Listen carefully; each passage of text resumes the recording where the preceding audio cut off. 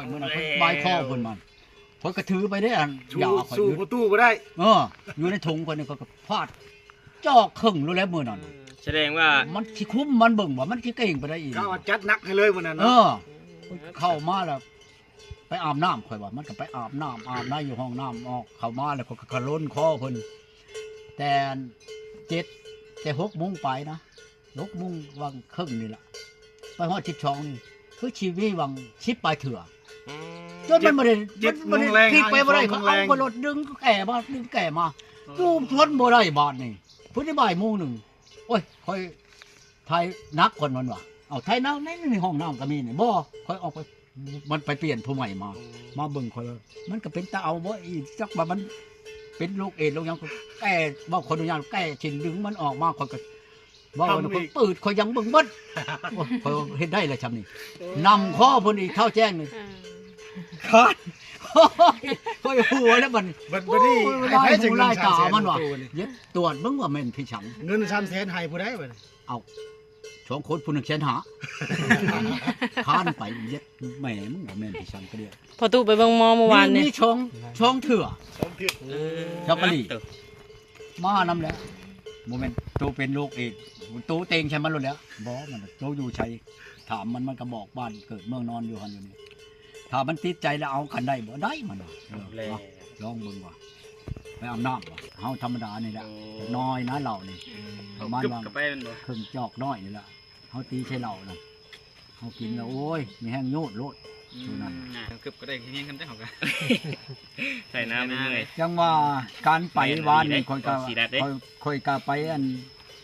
ค่อยอยากไปเบิ่ง จะเป็นร้อยเด้อ หมอวานนี่ค่อยไปเบิ่งหมอได้วานนี่ เป็นได้หมอ แล้ว เป็นได้ การไปเบิ่งนั่นค่อยหมอที่6วานนี่นะ แล้ว ก็เด้อ หมอที่ ไปลายหมออยู่เด้ 1หมอที่2หมอที่3หมอที่4นี่พ่อเป็นไปได้อยากคือแน่หมออยู่อันนี้นั่นหมอนี่นั่นบ่แม่นถอยไปหน้าถอยขึ้นหลังแม่นเบิด อ้าว หมอนี่นั่น ถอยขึ้นหลังแล้วมันเชื่อเนาะ มันเชื่ออะไร ถอยไปหน้าบ่เชื่อได้มัน เอ้า อนาคต มันตาบ่ทันเห็น ตาบ่ทันเห็น ตาบ่ทันเห็นหูบ่ทันพอวัดตัวนี้นั่นถอยขึ้นหลังแม่นเบิดป่ะตัวเองก็ว่าอันหมอผู้นี้นี่ช้ำคันหลายตึกแล้วว่ะ ครับต ช้ำนี้อยู่ในการ์ตูเฮาเล่าฮู้จักเบิดหมอวานนี่ค่อยว่าค่อยในช้ำนี้ค่อยนี่แต่ว่าเครื่องในการ์ตูค่อยนี่มีหยังอยู่มีแต่เงินมีแต่หยังเจ้าหั่นแหละ อ้าว บ่เว้าเฉพาะเครื่องอยู่เนี่ยค่อยเข้าการ์ตูนี่มีบ่มี ว่าในนั้นมันก็มีอยู่แล้วเงินน่ะเนาะว่าเนี่ยถือ วันแรกบัดเล่าหย่าเลยค่อยนี่อยู่ในการ์ตูค่อยนี่ค้ำบาทนั่นก็ได้ค่อยเข้าในการ์ตูค่อยนี่ เอาเลย มันบ่เห็นมันเพิ่มบ่ออกเพิ่นว่า ตัว ของเจ้ามันขังมันบังเจ้าเพิ่นว่าไปได้ด้านไหนบัดนี้ อืม ผู้อื่นเด้มันนี่เขาเพิกเลยเขาอันนั้นเบิ่งเขาก็ยังฮู้จัก แสดงว่า เขาจัก คนอื่น คือ ของ หมอ แรง อยู่ กว่า บ้านทุ่งนี่เนาะเราว่าค้ำอยู่ในเจ้าหัก แต่ว่านักรับเบานี่ค่อยบ่ฮู้หักนี้ค้ำในตัวเจ้าเราอะ ค้ำนั่นค่อยแขนนี่บ่บ่ได้กระโตเจ้าเข้าในกระโตเจ้าเราอ่ะผู้นี้ครับอันคนนั้นน่ะคอยห่วยนี่ก็เว้าท่วงคือกัน ตะกี้เล็บค่อยงาม อ่ะหักอันเชียงไผ่คือกัน แต่ละคนเชียงไผ่เบิดบ่หมอบ้านนครนี่หมอนางเทียม เจ้าดูนะ ไปว่าเว้าไปโลด เรียนมาส่งนั่น ไป น่ะ โหลดเทียม สอง ก็โทร ชาม ตลอด เทื่อที่3คนไปเบิ่งนี่คุณ อืม อยู่หน้าชายนี่ก็เทื่อที่3หมอบ้านฮงนี่เทื่อที่ มี 3 โป่งเลย เทื่อละเทื่อค่อยไปบ้านนี่ล่ะค่อยบ่เชื่อมันเนี่ยเมีย มี ค่อย โป่ เมื่ ง อ เลยนะเอาเอ็ดตล เอา อด ไปกับเมื่อเลยกับไผกับเว้าความเดียวกันก็บ่แม่นว่าสิปะแลกกันก็สิว่าค่อยเตะค่อยตีจังซั่นสิบัดสิฆ่าข่อยบัดนี่ข่อยบ่ได้เตะได้ตีแม่นบ่คันค่อยเตะค่อยตีค่อยให้ค่อยด่าค่อยหาด่าผีต้องมาบาปใหม่ใช่โทษกับข่อยบ่หันเว้าบัดนี้บ่คันว่าเมื่อค่อยนำเอาเงินฮีดหินคอมันเงินขดองข่อยก็ชงโลดให้พ่อชงโลดก็สิเว้าไปหลายบัดเรื่องสังคมหุ้นแห้งหลายพุ่นนี่เดี๋ยวจำเป็นให้พ่อเว้าโลดน่ะคันค่อยเว้าไปหลายเห็นบ่อันบ้านอันตังนั่น โหอยู่บ่ได้เนาะย้อนตัวนี้ไปเด้โทรมาบ่ ผู้สา เขา ว โทรมาแต่ละเช้า ผู้สาว ครับเลยพี่กัน เช้า เป็น นับ ไง บ่ ทำได้ประตู เสียงปากเจ้าใดๆเนาะ เนาะ ในใดเนาะฮะเอาแม่นยังค่อยถามเจ้าโทรมาหาข่อยแล้วเว้ามึงรู้เขียนหยังนั่งอยู่นี่แหละในเฮือนข่อยนี่แล้วเฮ็ดหยังเมื่อยนั่งแล้วก็นอนคนผู้เดียวเนาะอยากได้เจ้ามานั่งนอนนำกับฮะหมดน่ะ เอาแล้ว ถูกครับ เดี๋ยวเงินเพิ่นเบิดประตูเว้ย มืดเน็ตเลยจัก อืม ด้านมันเบิด เบิด บ่ เน็ต โอ้บ่โทรธรรมดาบ่โอ้ เน็ตกับเน็ต ชาวอยู่รักชาวชาวพุทธไทย อืม เคยไปหาแล้วบ่ผู้นี้นี่ บ่เขา เอา เอา เหมือน เบ ได้ อ ทุก ร์ จา เอา นได้ผู้ชาย นั่น บ่ เห็นเขา แต่ว่ามัน เห็นเขากระโตมัน บ่ได้นะ ในใดวะนี่เวียกหยังให้คอยขึ้นไปหาบ่ฮัลโหลให้คอยขึ้นไปพุ่นบ่จังหวะโทรมานี่ ไปไหม หูหนวกคนหูหนวกบ่นี่น่ะ เบิดแต่ป่อง ฮะ ซองเนาะ คอยเว้าน้ำกะเว้าน้ำคอยนี่ติ นั่นแหละ ไผเว้าน้ำเจ้านี่ผัวเจ้าได เจ้าว่าผู้อื่นบ่เว้านี่ผัวเจ้าได้เด้อนี่เด้อเจ้าผู้บ่ทันได้เคยได้ผัวนั่นอันนี้ล่ะผัวเจ้าคอยนี่ล่ะเข้าใจแล้วบ่เจ้าลองมึงดูเจ้าบ่เคยได้ผัวนั่นลองกับข่อยเบิ่งดูเข้าใจแล้วบ่สิลองเบิ่งบ่หรือว่าสิเอาอีหลีฮะ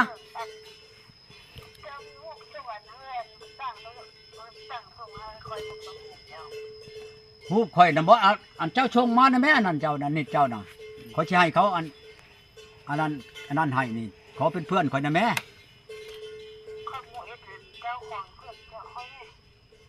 อันไปแล้วหมออันว่าเทียนหมอผู้เว้าอันเจ้าให้ข่อยน่ะไปแล้วบ่เฮือนเจ้าน่ะจักหน่อยแล้วยังบ่ได้พักยังจักหน่อยเด้อเราไปเด้อเราไปแล้วให้เราชงอันนั้นมาให้ข่อย เจ้าเอาฮูบข่อยไปนอนน้ำเจ้าบ่ได้ดอกครับบ่เอากระตูข่อยนี่ เอาแล้วบาดนี้ เจ้าเอาฮูบข่อยเอาอันนิดข่อยไปนอนน้ำเจ้าบ่ได้ดอกครับบ่เอากระตูข่อยนี่ไปนอนน้ำนั่นมันจะจับได้บายได้ฮะอยากเห็นก็เอาบ่ได้ดอกคันบ่เอากระตูข่อยนี่ไปนั่นเฮ็ดหยังให้เจ้าก็บ่ได้ข่อยสิบอกฮะเอาอยากเห็นก็สิเห็นอยู่ดอกฮูบนะฮักเฮ็ดเจ้าบ่ได้คันเอากระโตข่อยไปเนี่ยก็โอ้ยเจ้านอนบ่หลับคักข่อยบอกเจ้าเท่านี้ล่ะ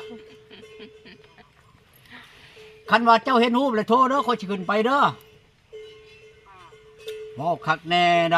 แม่เจ้าให้ข่อยให้เจ้าเอากับข่อยอันชุข่อยหลายเฮ็ดแล้วคือความบ่พอใจนี่คือข่อยนี่เว้าเสียงคือค่อยนี่ว่าเสียงดังๆโลดนี่ จนอย่างนี้ฮอดเทวดาพุ่น ฟังชัดเนาะ บ่แม่นสิยินแต่ในโลกลุ่มนี่เทวดาพุ่นกันอย่างนี้ ใต้ดิน มันค่อยเว้านั่น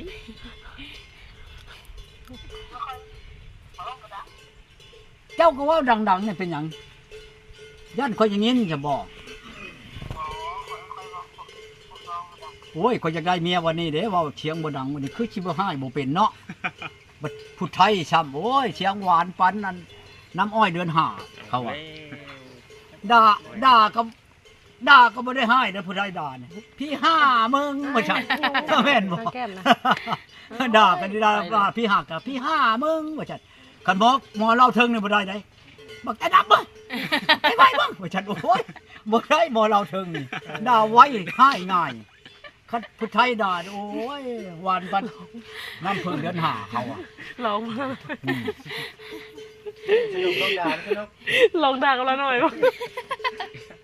มื้อใดเจ้าชายคอยขึ้นไปนะ อย่า โทร ละห มา น่อย บอก ไม่โท เด้ ษ อ เอา ครับแน่ลีดอยอยากเป็นเคยแม่เฒ่านี่ร้องมึงเนาะจักเถื่อนี่ เอา มัน แล้ จะเป็นจังได๋ วบาดนี้ อืม เท่านั้นละอยู่ดีมีแห้งหมอนั่นไปแล้วให้มันอันนั้นมาให้เด้อเพิ่นอยากเห็นเฮา ไปเลยเศร้า เห็นเสียงเฮาอ่ะเว้าตั้งแต่เช้าพุ่นจักก็ได้เถื่อนี่โทรมา ได้เบอร์ในใช้ตู้ได้เบอร์มันได้ใช้ ฮะ ได้เบอร์กันในใช้เบอร์ อ่ะ โทร ก็หมออันนี้แหล้วหมออยู่ปาน้ำนี่แม่นละมันขึ้นไปเหตุการณ์อยู่เฮ็ดเวียกอยู่ลักเช้า เออ แล้วมันว่าสิเอาบ่ตู้เมียว่าฉันโยก ถามนอกประตู เมียบ่หรือผู้ชาวผู้ชาวผู้ชาวสิเอาอยู่คันเมียนั่นเฮาเอาแล้วเฮาบ่เอาอีกว่ะว่านี่ล่ะค่อยสิไปเว้าให้ผู้ชาวบ่ทันได้ผัวจักเทื่อคันมีผัวบ่เอาได้บ่ อือฮึ อืม บ่ ก็หนึ่งมาปะผัวก็เอาอยู่คันเป็นนี่ผัวนั่นคันนี้ผัวเลยบอกอย่าผัวเขาให้เฮาว่ะ เนาะ จังซี่ไรเฮาเอานะคือกันกับอัน หมอนั่นโทรมาเช้านี้คือว่าคักแท้น้องอ้ายหมอหลายอยู่อันแจ้งเกิบพุ่นเอากระคักแล้วเฮาเว้าเรื่องเว้านี่ไผบ่ช้ำเฮาดอกเรื่องเว้านี่เฮาคนชื่อเว้าก็เว้าตามมันโลดบ่แม่นสิเว้าออกนอกจังชัดจังซี่บ่มีหยังก็เว่าตามนั้นคือกันกับลูกหลาน อย่าเข้าคำเด้อขอยสิบอกให้คำนี่ค่อยมีคำเองค่อยคำค่อยเอง อันเข้มคำนั่นกระจากคำค่อยบ่แม่นว่าสิบงเข้าแท่งเข้าบ่สมมุติเจ้าต้องการเข้าน้ำข่อยเข้าชูดเข้าโลดนี่เข้าใจบ่แหละเข็มนั่นเล่มหนึ่ง4,000 บาท 4,000 บาทต่อเล่มชุดเขาให้เบิ่งรถให้เบิ่งกับตาในรถมาให้เจ้าเบิ่งรถเข็มนี่เขาสิเข้าเจ้านี่รักษาภายในหลายอย่าง เรื่องคนเห็ดนี่เว้าแจ้งรถเห็ดของตาบ่เห็นนี่เว้าขออนุญาตนั่นปืดก้นใช้มันโลดบ่มีกันค่อยเข้าเลยนั่นอันหนึงอันช่องมาจะเข้าล่ำเข้ารวยในการ์ตูนนั่นว่าแต่เว้านํคนคือสมมุติเจ้าจะขายควายคอยไปต่อเจ้าเขานั่นให้อยู่อัน10 ล้านควายเจ้าน่ะเขาไปต่อละ5 ล้านยังได้ได้ เอาเลย ได้นำเจ้าอันเครื่องอันนี้นั่น ต่อครึ่งหนึง หากให้คลำได้ได้คลำบ่ได้มันจืดมันจางตัวนี้นั่นมันเชียร์โลดคอยบอกเจ้าเท่านี้แหละ คลำนี่คลำนอนนำผู้สาวบ่หรือคลำแบบใด คลำบ่ได้กินแนวมันอันนั้นแล้ว กินแล้วมันกิน ชัดแล้วบางชั้น10อย่างเลยมันบ่ให้กิน อย่าง บ่แม่นว่านั่นมันยิงนั่นนี่แต่มันบ่ให้บ่มานอนน้ำนอนบ่พักเช้า ได้เนาะ แต่ข่อยนี่ก็มีอยู่แล้วข่อยก็ยังบ่ได้แขะกับมันยิงนี่ขาดมันยิงไปฮอดอัน9 มื้อ10 มื้อแล้วบ่ได้โลดเฉพาะข่อยนี่ไปหาโลดได้เห็นเมื่อวานนี่ข่อยก็ไปหาชอกหานั่นแหล้วว่านี่ปานนั้นอยากมาน้ำข่อยได้วานนี่คนไทยเวียงจันทน์ กลับจังโมงวานนี่ โยกจะมาฮอดพี่มัน3 โมงหรือ4 โมง โอ้ 3 โมง จังว่ากลับคำแวะหาสาวน้อยแถวทางมานะ โอ้ยข่อยไปได้แล้ววานนี่น่ะข่อยไปแล้วหาเขาแล้ว เอาแล้ว บ่นั่นดอกข่อยน่ะมันขาดบ่ได้ล่ะ ผู้นี่ได้ประตูผู้โทรหากินนี่ฮู้จักกันดนซำใดเลย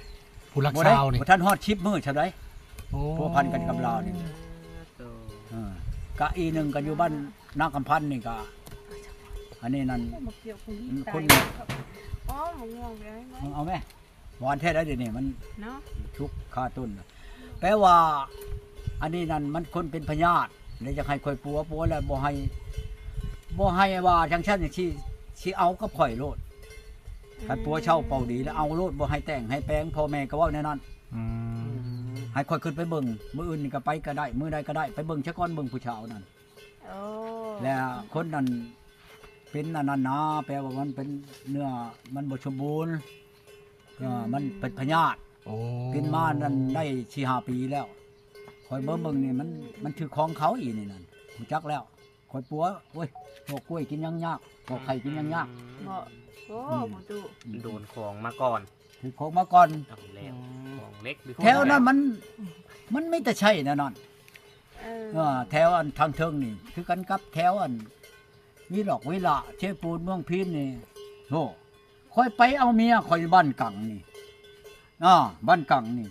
ปดเกิบออกมันบัดมีพวกกระไดเนาะปดเกิบอยู่ในห้านกระไดนี่มันลงไปเก็บเอาปัดใช้กระตามันขึ้นมาเมียนายช่วมเบิดได้เกิบมันบ่เชื่อมันบ้านมันเมียข่อย ย่านเขาใส่ของบ่ถูก เอาข่อยเฮ็ดให้ก็ได้อันนี้นั่นอันของใช้เกิบนั่นมาโลดไผต้องการนั่นมาข่อยสิเฮ็ดให้โลดอันแนวใช้อันให้มันอันนั้นน่ะก็น่ะอันนั้นคล้ายมักทุบแง่นี่เอาผสมนั่นเจ้าไปเหยียบปรับแม่นบ่ของชาลเพชรอยู่ในหันมันมักตำแย่มันปักตีนเจ้าแล้วตัวชาลเพชรแล่นเขาเลย โอ้ มันเฮ็ดให้ชั่วโมงหนึงตายก็ได้อันเฮ็ดน่ะค่อยเฮ็ดให้ก็ได้ถ้าไปต้องการมาโลดค่อยว่า ประ จะ ตู ชื่อนี่เลย มันสิเปิดเลยอันนั้นกินแม่น่ะ บ่แม่นว่าค่อยขี้คู่ได้มาเลยลองมาโลดก็ ยาง ได้ เข น้องก้อนและ ถูก เปื่อย นั่นนี่เขาแยกเอาทอกน้ำใส่ก่อน บ่แม่นว่าค่อยนั้น แม่น ขี้คู่ได้เฮ็ดแล้วลองมือโลดก็ได้อันเฮ็ดใช้อันเครื่องอันนี้น่ะบ่แม่นว่าค่อยขี้คู่ได้เฮ็ดแล้วล่ะผ่านเบิ่งว่าฉันเฮาก็บ่ผ่านนั่นตัวบัญชีอันนั้นน่ะหมาบ่ไก่บ่เนาะ โอ้ ไปทาใส่ตีนไก่นั่นมันจักนาทีมันสิตายนั่นเอาโลดแหละข่อยสิเฮ็ดให้โลด เนาะประ อื ตู มที่อำหอมไปจัง อ่าเด้อ อันเรื่องเขาเฮ็ดตัวนี้น่ะ หลายอย่าง นี่ ประตู ขึ้นไปเอารวยคนแก่นนี่มีแต่อยากใช้แนวนี้ บ่อ่าเเนาะ ที่ว่านั่นเพียงค่อยไปข้าวนั่นกับอันนี้นะพันโทอันคำมันนี่พันโทคำมันพันโทอันนี้ละขึ้นไปนี่อยู่กองบินนี่จะข้าวนั่นขึ้นไปละค่อยเห็นหมู่นั่นว่าคนอนุญาตนั่งปดเกิบเอาแต่อันตีนแล้วเอามานั่งไว้